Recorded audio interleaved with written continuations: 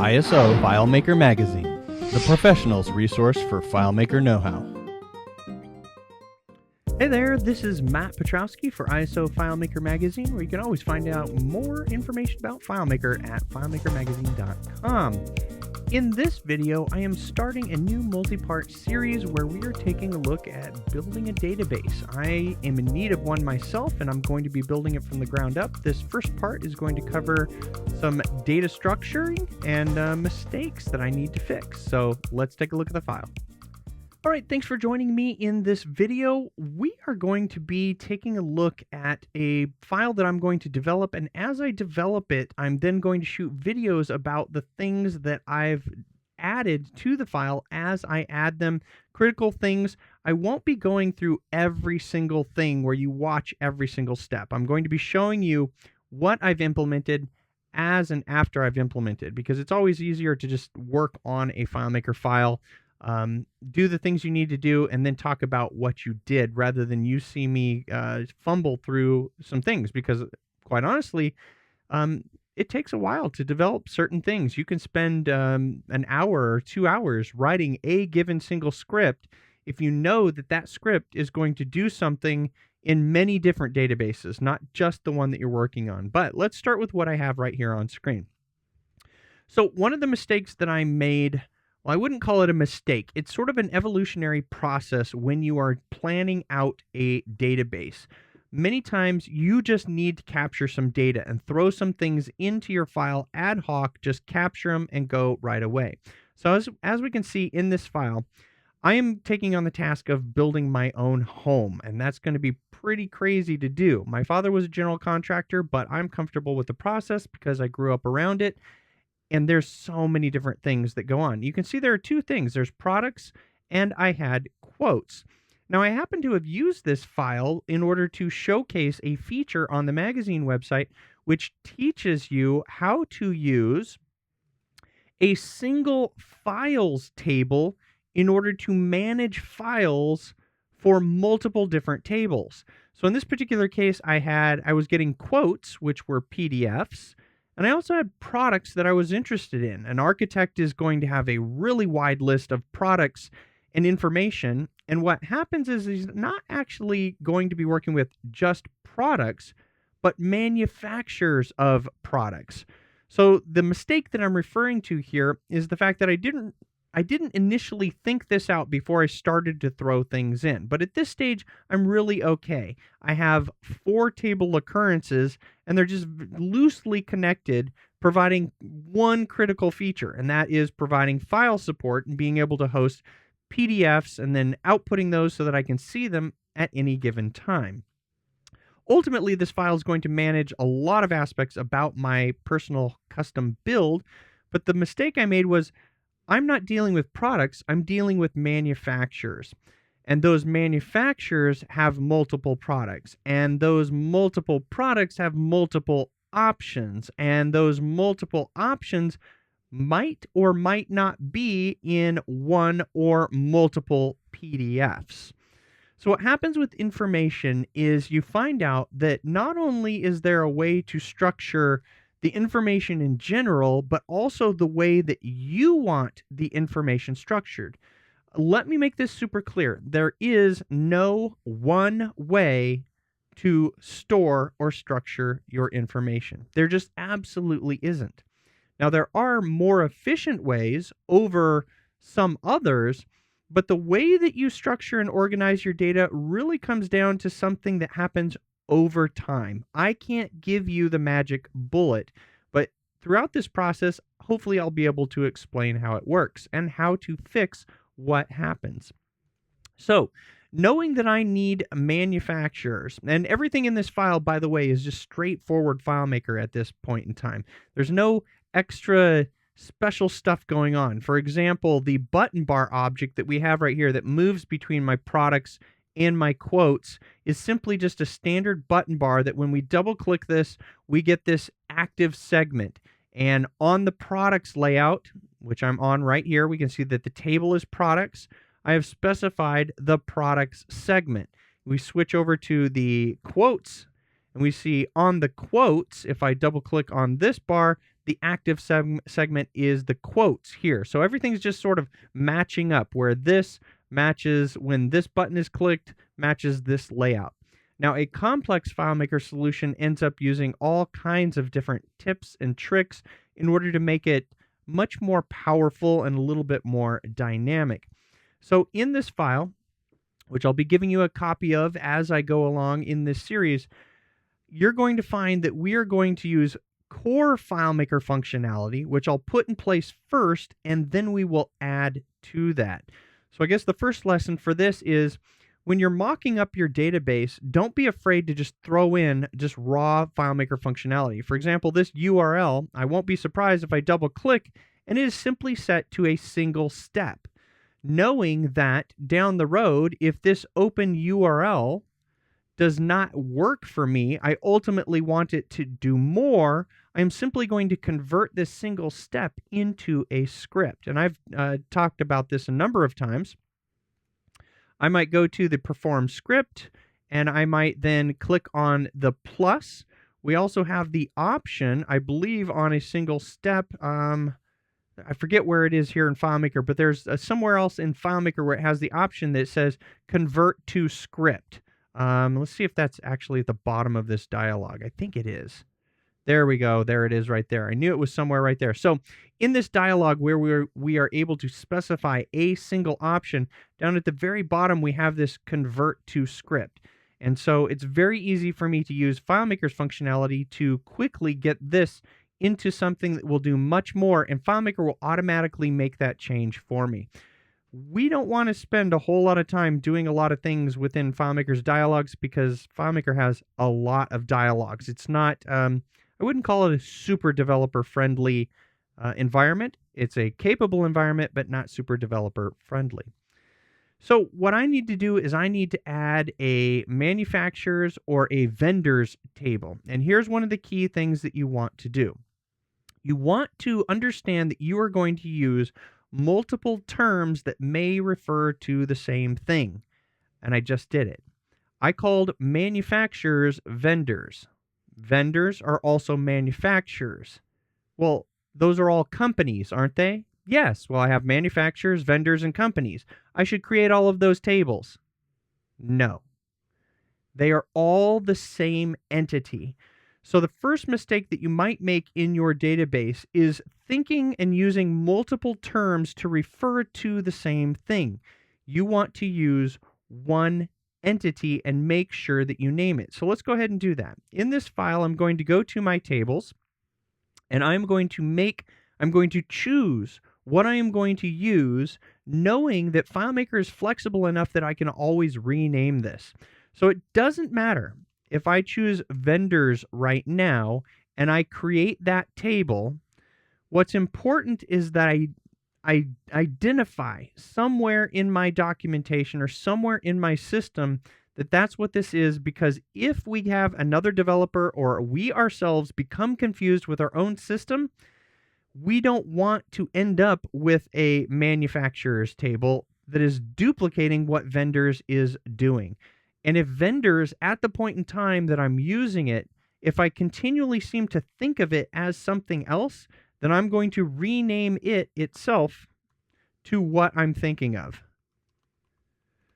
If I spelled that right, and I'm going to change it.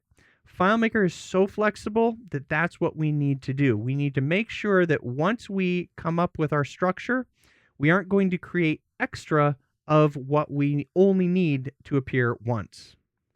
All right, the next thing that I'm going to be aware of when I'm starting my FileMaker file is, what does FileMaker add by default, and what do I not want FileMaker to do? How do I manage what FileMaker takes care of for me that I really don't necessarily want, or is something I need to organize? Now, first off, we're going to go to FileMaker's preferences, and we're going to see that in the layout option, it has always lock tools. It has add newly defined fields. This will be turned on by default. I don't like it, and you may not like it, and you may have turned it off already as well. If you have not, I suggest you uncheck this, because anytime that you add new fields, and there's multiple ways to add new fields in FileMaker, it will throw these onto your layout and adjust your layout and shift things off. This option also is something that comes up each time when you save a FileMaker layout, and this one's turned off by default. And when we go into our layout and we modify it by making any single change, such as moving that even 1 pixel, and we go back into browse mode, we get a dialog that asks us whether we want to save changes. Now, checking this here is the same thing as the checkbox that we just saw in the preferences. So I almost always click that one right there because I know that I'm able to go back into FileMaker. This is with FileMaker, I think 18 and higher, but it remembers the layout changes that you make between going in and out of layout mode and coming back to browse mode in newer versions. It does not in older versions. So if I do an undo, you can see that that button moves back up into the location that it was, even though I was in browse mode. So I can go back into browse mode, and if I go into layout mode, I believe it might have redo, and it does right there, redo move. I don't know how many of these FileMaker remembers. I believe it was a fixed set when I remember reading about it, but I don't believe it is unlimited. So I'm not really concerned about saving the changes to the layout and the warning that it gives me, knowing that I can undo and go back in order to fix things up.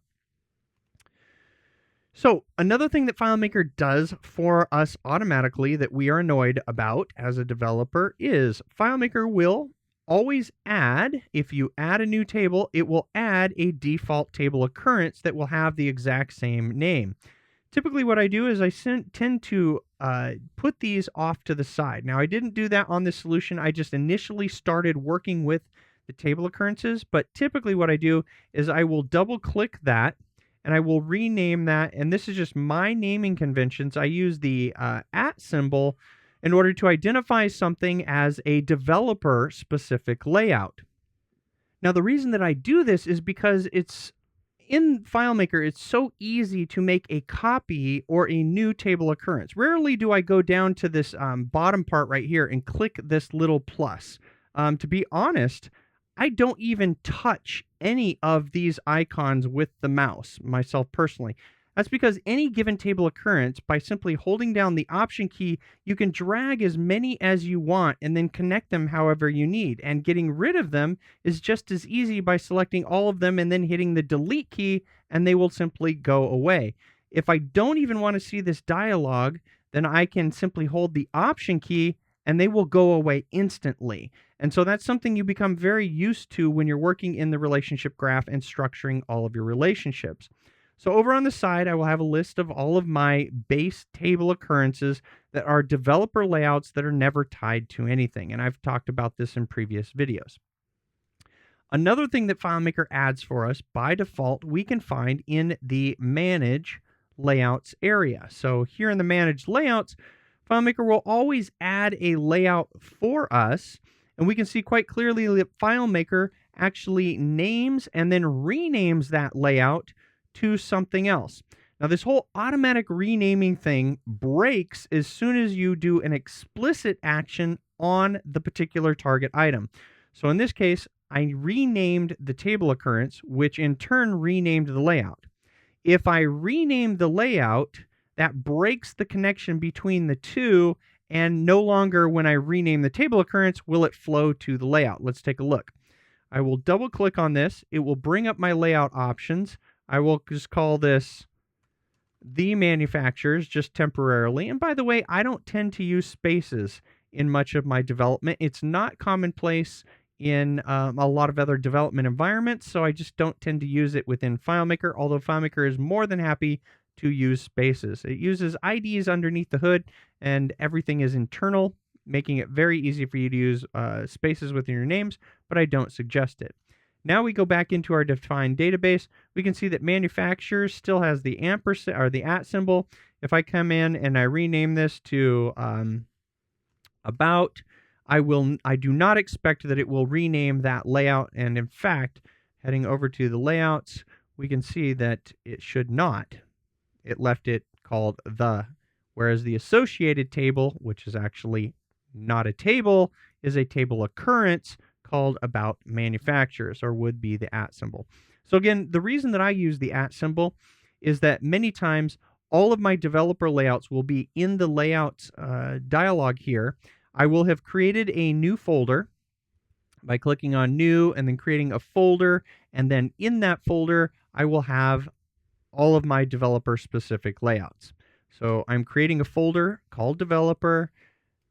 In that, there will be developer layout. So we can see right here, here's the at files, which this is a developer specific layout. It can be based on a table occurrence that is not a developer table occurrence. I know that's confusing, but really, this is how I organize things. So this becomes at manufacturers, and it's going to be on this table occurrence, which will be the at manufacturers.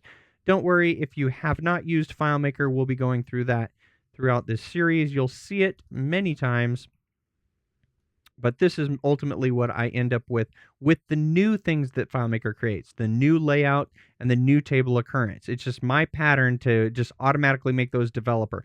In other words, the new things that FileMaker creates do not get to enter into my solution. I don't start using them. I keep them isolated because I think of them as originally there for my use as the developer until I want to use them in my solution. And so now we go into the layouts again, and we can see that we're going to have at files, at manufacturers, etc. This is just one of the ways to visually distinguish between what's going on by using some type of prefix character. Because I can see right here that this is a table occurrence that's actually used within my graph, and because of the fact that it does not have the prefixed at symbol, where a prefixed at symbol on a layout matches a prefixed at symbol on a table occurrence, I know that this file is actually tied into my graph. It's not isolated and out on its own. So if it was confusing to you as to why I do this, it is because at should match at in terms of a table occurrence and a layout, a one-to-one match, and that table occurrence is never tied to anything else unless it's only temporary for you as a developer. And so that's just something that I start to do as I lay out my solution. So we can see right here, this files is actually it's integrated into my solution. It has what's known as context. So I probably should be creating a separate one here and getting ready to set things up, where I call this one at files. And now I would have to go to that layout.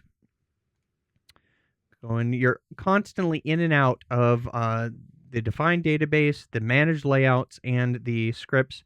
And here, this associated table, I'll open this up.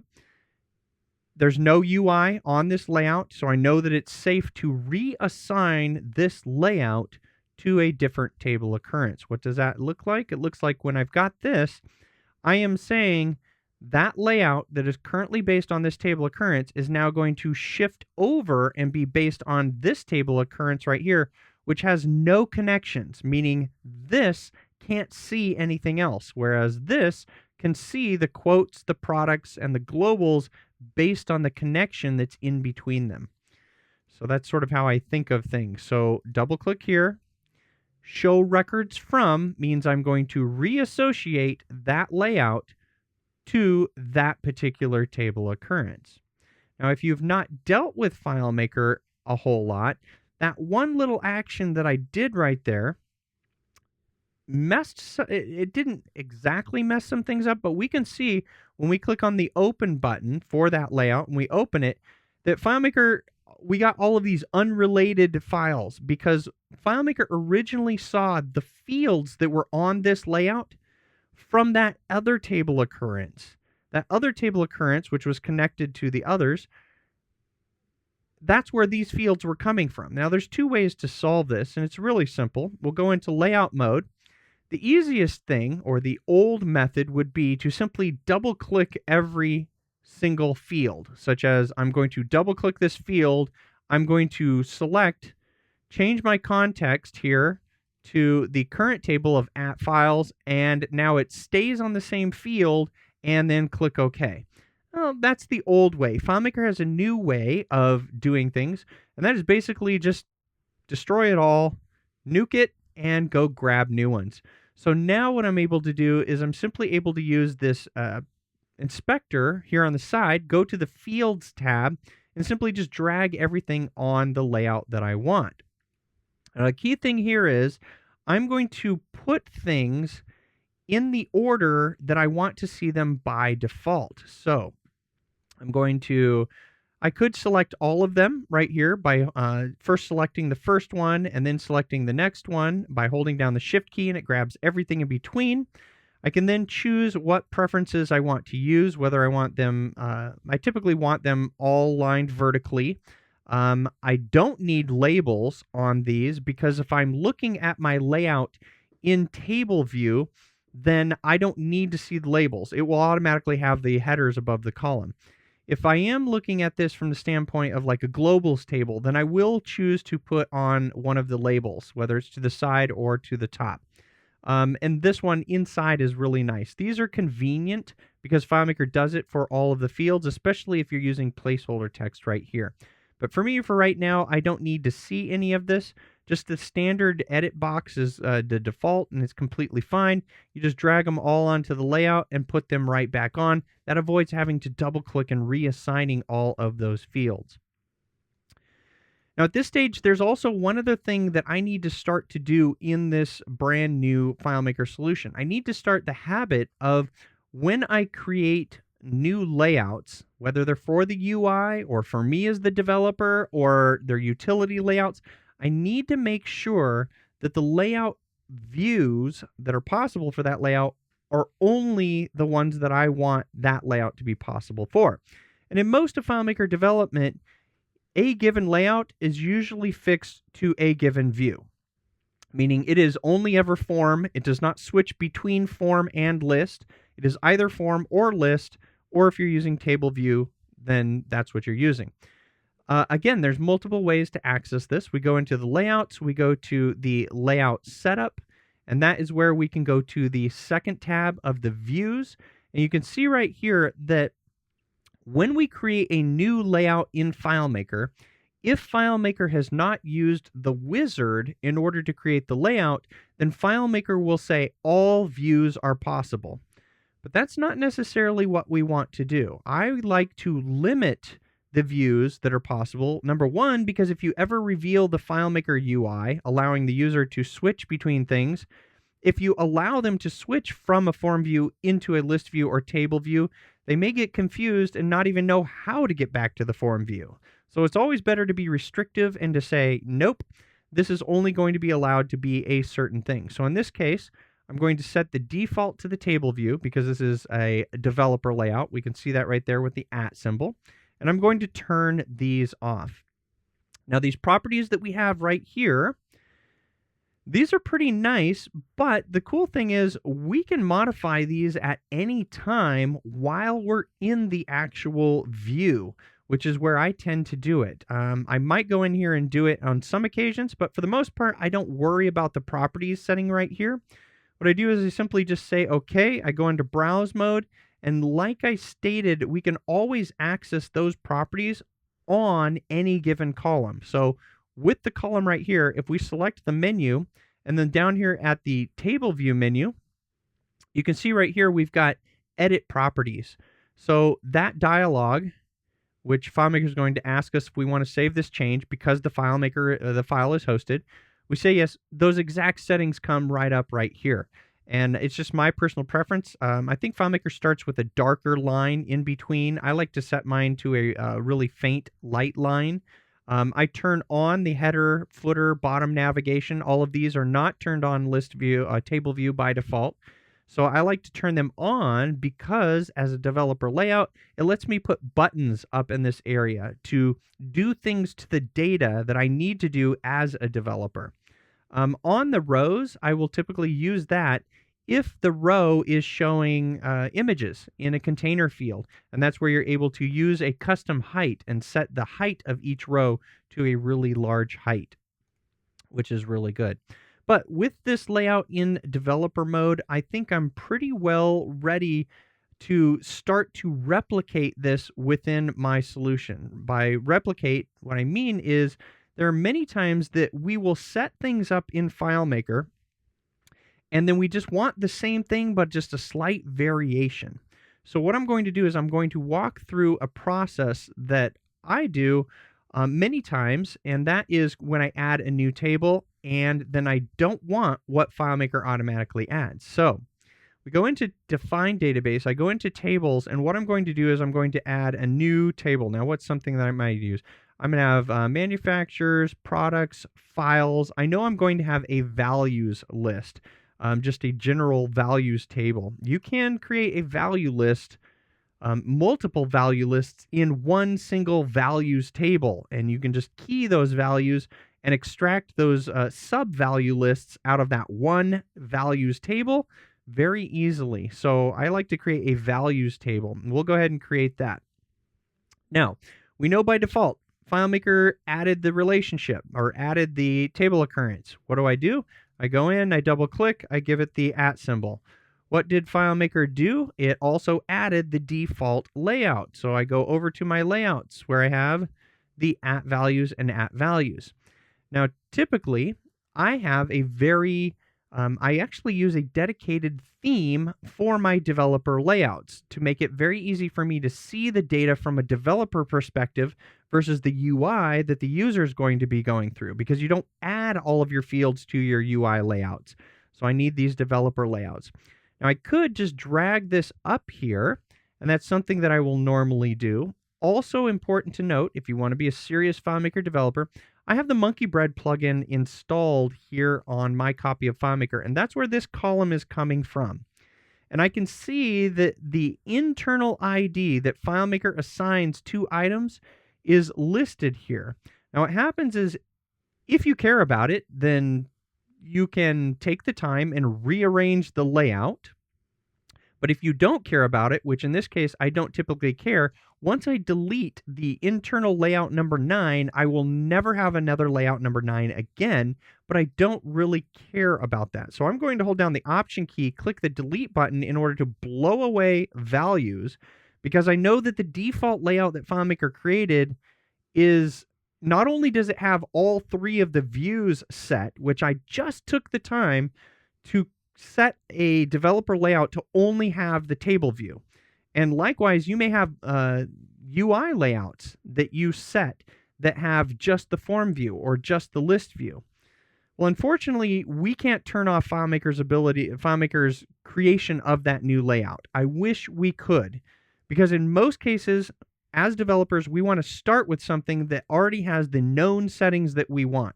So this one, I know when I double click this layout and going into views, did I do it on the files? I think I did it on the files. Right there. The files layout is the one that has the properties that I want, and it's turned off the views. So that's my template. So that's where I'm going to click the duplicate button, and I'm just going to use all of those settings because I don't want to take the time to go in, turn all of the checkboxes off, go into FileMaker's dialog hell, and so forth. So I'm simply going to rename this to values and just reassociate it to values. Click OK. Open that layout. I don't care about the fields that files were on. I do a Command A, blow them away, and I just go over to the fields. And this is where I'm able to just simply select all those and drag them right on. And of course, turn off the labels and all of the other things that automatically come on. Everything that we did down here at the bottom, I can turn those on and off and so forth. Of course, I can just select everything here and get rid of it. It's so easy to do that.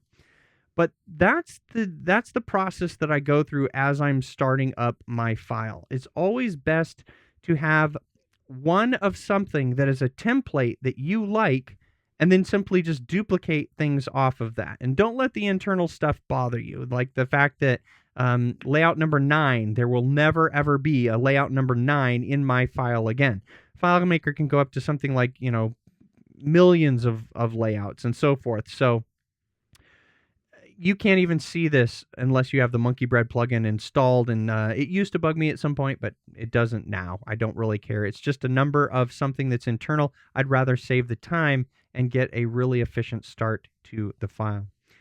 So I will be doing my development in this file, adding new things, and as I add new things, we're going to be walking through that process, and I'll be explaining some of the things. I'll be ready to record at any moment as I add things in. I won't be showing the boring stuff like me thinking about how a process of a script breaks down, but I will go into the script and then evolve it. I'll be working on the UI as I work on other things, and basically evolving this file the same way that I do any other FileMaker solution that looks really clean and a nice professional piece of software. So as always, I'd like to wish you much luck with your own FileMaker development, and until next time, happy FileMaking. We hope you've enjoyed this video tutorial, and we'd like to say thank you for your subscription and your support. If you're not already a subscriber, head on over to www.filemakermagazine.com/subscribe for more information about the benefits of joining.